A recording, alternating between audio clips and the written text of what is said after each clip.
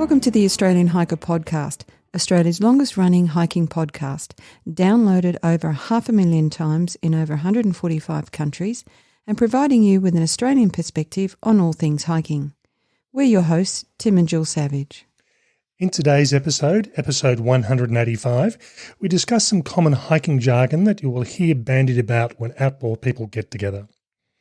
Before we get into today's episode, if you'd like to help support Australian Hiker and this podcast, there are a couple of ways that you can help us out. Firstly, by subscribing on your podcast host of choice so that each episode is available as soon as it's published, and if you have the opportunity, leave us a 5-star review. Another way you can support us is go to the Australian Hiker website at www.australianhiker.com.au and click on the Support Us page and buy us a coffee. You can do a one-off donation or become a monthly supporter. All donations are greatly appreciated and help us to continue producing this podcast and blog. Now let's get on to today's episode.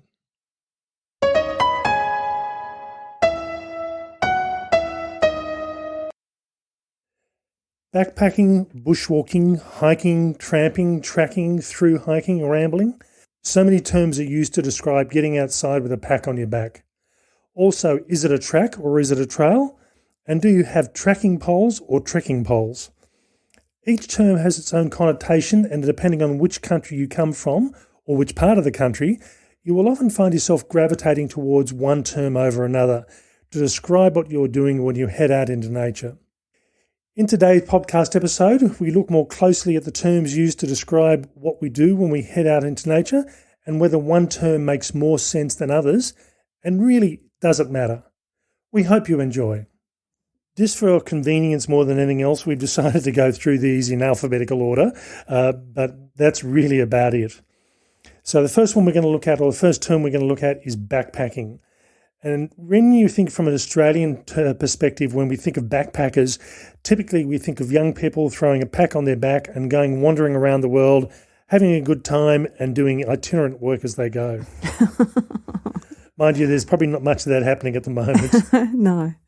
From a getting outdoors perspective, the term backpacking implies longer multi-day trips that include carrying cooking and sleeping gear, usually in a larger backpack.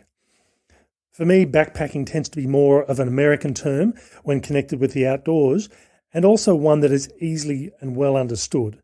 So even though it probably is a bit more Americanized, everyone knows what you mean when you do say backpacking, providing you are talking in the sense of an outdoor experience. So the next one we're going to look at is the term bushwalking, which is a fairly descriptive, probably largely Australian term that implies that you're walking through the bush as opposed to rural or urban areas. Now, over the past few years, much of Tim's hiking, and mine too, has been above the tree line in the Australian alpine regions through open grassy plains with little bush in sight. So there's a question here about whether or not that's still bushwalking. And I think we'd say it is. Yeah, and as Jill said, really this is a very much an Australian term. You don't hear Americans talking about bushwalking or English people talking about bushwalking. It is very much an Australianised term. And it does imply getting out and about through the Australian bush, which is what we tend to talk about when we're talking about our natural environment. Yeah, and I think that's just about anywhere that's not in the urban space. That's how I would describe it. Now, hiking is probably the thing that most people tend to think about. And from a perspective of non-hikers as well as hikers, it's probably the most recognised term, not just in Australia, but worldwide. And hiking implies to walk a long distance, especially through the bush, for pleasure. It can be interchangeable with backpacking, bushwalking, tracking or tramping, but often tends to imply a shorter distance, whether that's the case or not. Hikes usually last a day or less, not typically requiring an overnight stay, tends to be carrying limited equipment and often with the use of smaller backpacks, typically day packs. Now, as a term, hiking tends to be an all-encompassing term that doesn't particularly apply to a specific environment, but rather to the activity of walking. Now, my comment here would be, those sort of definitions are what you tend to find on the internet or when you look up dictionaries about what hiking is. But I know if you go to some of the pack makers' websites and you do searches for what you're looking for, they'll often have packs for backpacking, packs for hiking. And the implication here is the hiking packs tend to be smaller, not so full-on packs designed for shorter experiences. But when you talk about the term hiking, it pretty much means getting out and going for a wander, and it can really apply to quite a lot. Yeah, look, I think that's the thing, isn't it, really? And I think what we'll find by the time we get to the end of this is it doesn't really matter. And I wouldn't necessarily share the view that hiking is a day hike, and or a day activity, and you don't overnight camp, or you don't camp over several nights. So some of this is all a little bit arbitrary and does make you wonder. How it came about and, what people were thinking at the time. And I think from our perspective, we are called the Australian Hiker Podcast and our blog is Australian Hiker. And we were very deliberate when we chose the name. I think, in all honesty, Australian Bushwalker was taken at the time anyway. But it also sounded a bit weird, I reckon. But. Yeah, and it also implied that, even though we are talking about hiking in Australia as our main focus, we have a reasonably large market from around the world. This podcast is downloaded in approximately about 148 countries. So when we get people listening from overseas, hiking just makes a bit more sense, and it's not limited or not non-inclusive. Yeah, that's right. It doesn't exclude anybody from being part of it. So the next one we're going to talk about is tramping, and I love this word. It's generally used in New Zealand and Britain, and used to describe individuals who are backpacking, hiking or bushwalking, which is kind of weird to describe it that way. And it generally implies the carrying of all the personal gear that you'll need for day hiking. But I think it's also overnight hiking as well, and multi-day hiking. Tramping is a thing that is just a word that gets used, particularly in New Zealand. And I think, as I've said there, some of these terms tend to be more specific to certain countries. For me, when I think about tramping, it's almost like you're stomping on nature and squashing the plants. I have visions of likewise, tramping, squashing the Yorkshire moors or something like that. I don't know why. Then we move on to tracking. Now, tracking is a definition. You mean trekking or tracking? Yeah, and that is the thing, and it is trekking. Tracking is you track your movements through a particular area, or you track the weather, or you track something else. Really, it is trekking, not tracking. Tim always gets this one wrong. It is. And the definition tends to be it imposes something more serious as an activity and often refers to a long, arduous journey, typically on foot. Now, while it's interchangeable with hiking or backpacking, quite often this is a term that tends to be used with more mountaineering and snow activities. So, if someone says they're going trekking in the Himalayas, you tend to associate them going mountaineering or doing some sort of serious snow activity. And again, I don't know why, but that's just the connotation it has for me. That's how I picture it. So the next one, and this is a little bit of an American one, we're going to talk about is thru hiking, and it's usually applied to a long distance hike that is done over a consecutive series of days, maybe even weeks, maybe even months, and completed in one go. And I think that's kind of the bit that's important here, which is the end-to-end aspect of this one. So, as I said, it's pretty much an American term, but it is coming into use within Australia, and it can also apply to shorter walking trails, even though I think when we're talking through hiking, we think about the Pacific Crest Trail and the Appalachian Trail in the US. So it's something that could cover hundreds of kilometres, tens of kilometres, or even thousands of kilometres, I think.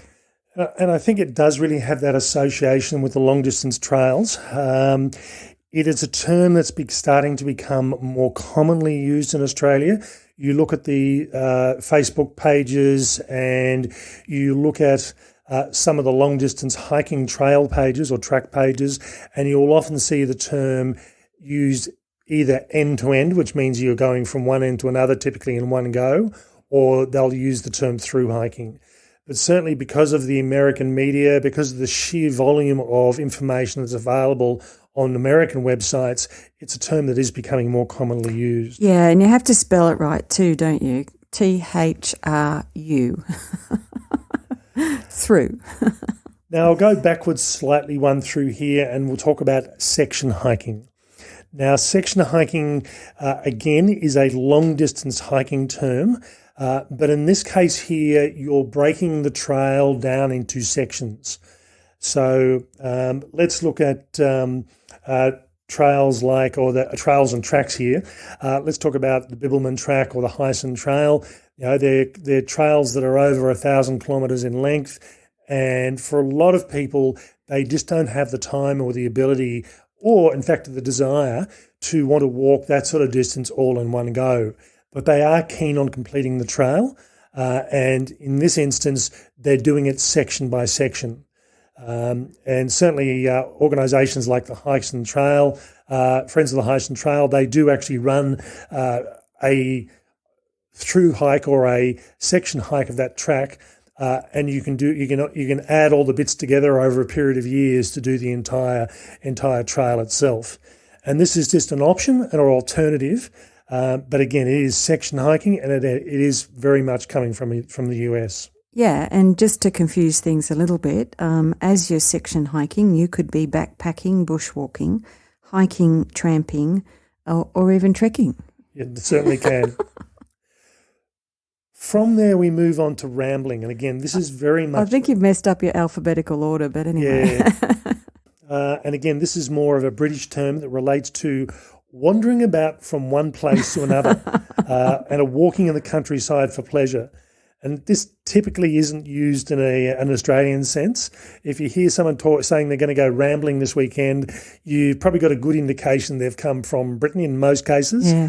Or they're just going to wander about, I don't know. Yeah, and again, the term rambling, it has that sort of implication. When you have someone that rambles, or rambles on, which is very much an Australian sort of colloquialism. You imagine someone going aimlessly wandering through the bush, having no idea where they're going, but they're not lost. Apparently.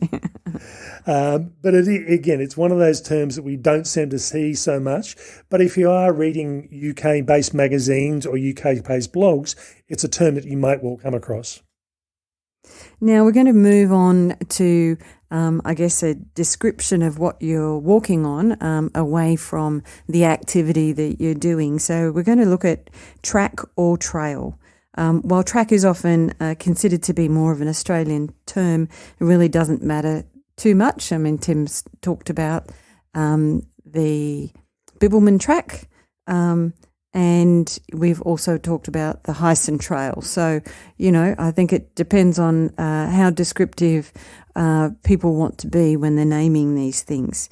And that means they're almost interchangeable, I think, is probably the takeaway from this. So if you look at the better-known walks in Australia, the split is fairly even in terms of whether track or trail is used. And certainly, you've got things like the Bicentennial National Trail, the Hyson Trail, the Larapinta Trail, the Throsborn, and again, forgive me if those Queenslanders that are listening, I may have got the pronunciation wrong there. They're all called trails, where you've got the Bibbulmun Track, the Overland Track, the Australian Alps Walking Track. So again, there are just as many tracks as opposed to trails. And I know we try and do on average around about 40 plus walk reviews each year. And when I'm putting these things together, I often see trail just as often as I see track. And walk. and walk as well, or walking track or combinations. So it really depends on what they have been called by the people that have named them. One of the biggest discussions over the use of the term track or trail, is it the Kokoda track or is it the Kokoda trail in Papua New Guinea? And this as a walk probably has more meaning to Australian and Australian ex-military than most other people in the world. And you'll have, I won't say violent arguments, but you'll have quite forceful arguments one way or the other saying, no, it should be this, no, it should be that. PNG have designated this as trail. The Australian military honours for this campaign during World War II is trail. But again, it tends to be considered an Americanized version of what it's called. But I think there's fair argument one way or the other about what it's called. And in all honesty, I don't think it really matters too much. There is a lot of discussion about what it should be called, whereas in Australia, our recreational trails, they have been named either track or trail, and there's nothing really to think about. It's there and done. Yeah, and I think we can get all analytical about it, but really, not sure that it matters at the end of the day.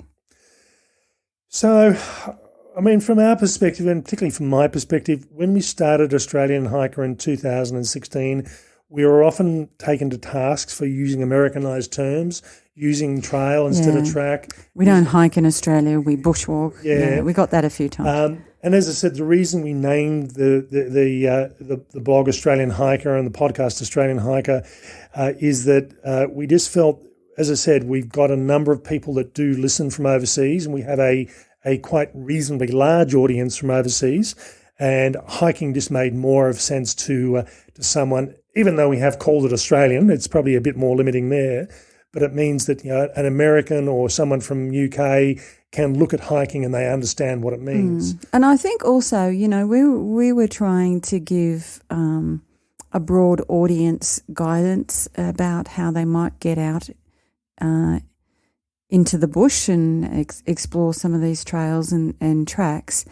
And I think a lot of people probably wouldn't identify themselves as a bushwalker. We tend to grow up thinking, the bushwalkers are the ones who have the knee-length gaiters, the knee-length shorts. I was going to say they belong to a bushwalking club or something like that. And, we didn't want people to think that they were excluded because they weren't part of a club or, and we were trying to get everybody out. We were trying to, I guess, engender this sense of enjoyment that we have of the outdoors and facilitate others.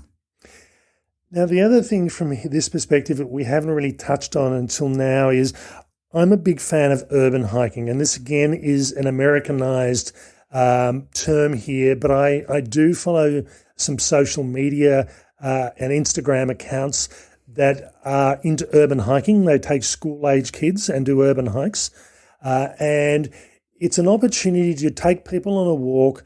And then particularly from a Canberra perspective, our bush is interwoven with the city itself.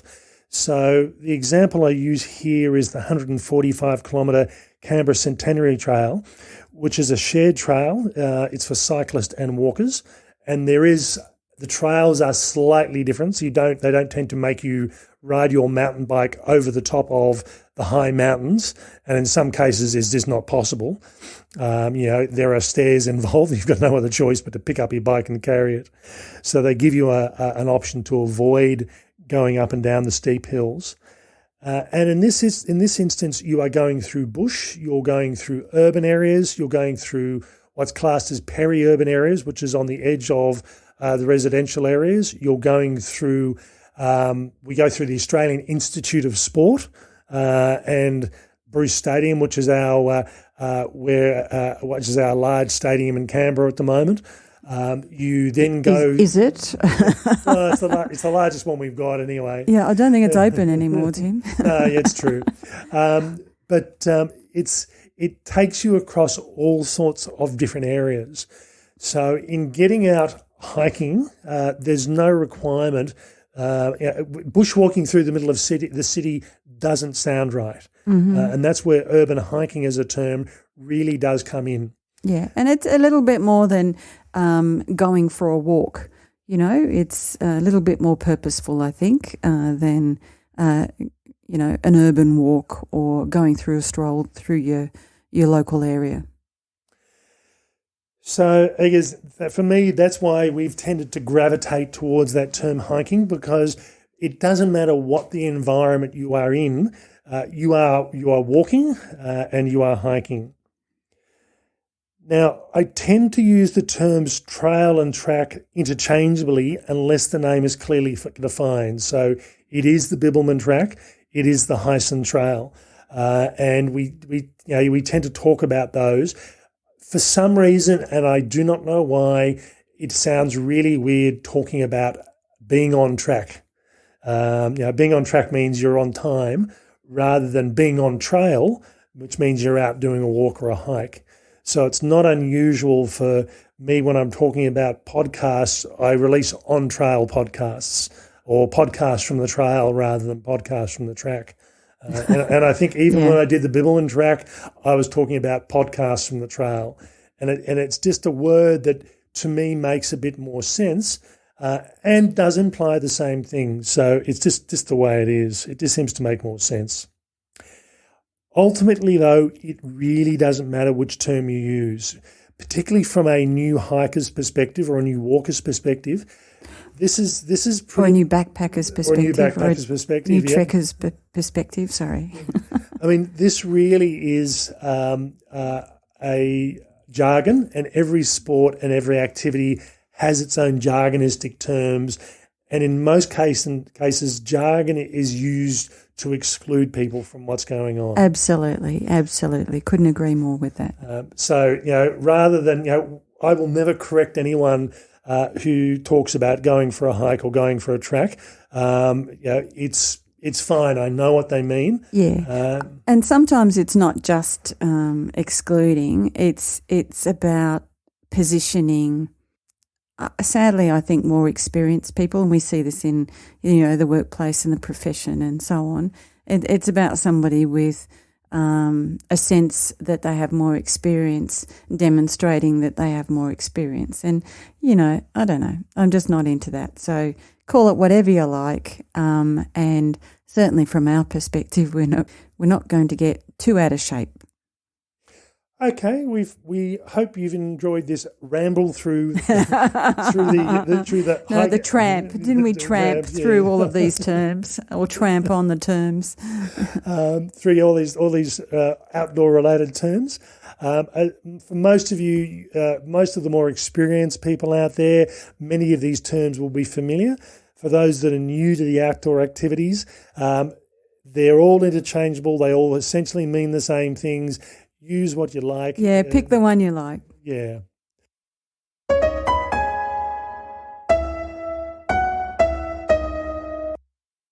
Okay, before we finish off, it's been a while since we've done some iTunes reviews, so we thought we'd just introduce a couple of them tonight. And the first one was from Stephen JM1954. I'm guessing that possibly ages him or her, but you never know. And the comment is inspiring. I really enjoy the book reviews, discussions with authors. I often then go to the library and borrow the book. And the interviews with gear makers, especially the Australian ones, are very informative and help me make a decision on what to buy. And my review is from Becky et al., Hiker's How To, a wonderful source of information on all things hiking from a couple who know their topic inside out. Thank you for sharing. That's very generous one. We know what we're doing inside out. All right. So thank you for those people that have taken the time to go through and leave a review for us, particularly on Apple Podcasts, which is the main base these days. And we greatly appreciate your reviews, and they help us get found and help us show up on the searches on the web. Okay. That's all for this week. We hope you've enjoyed. Bye for now. And bye from me.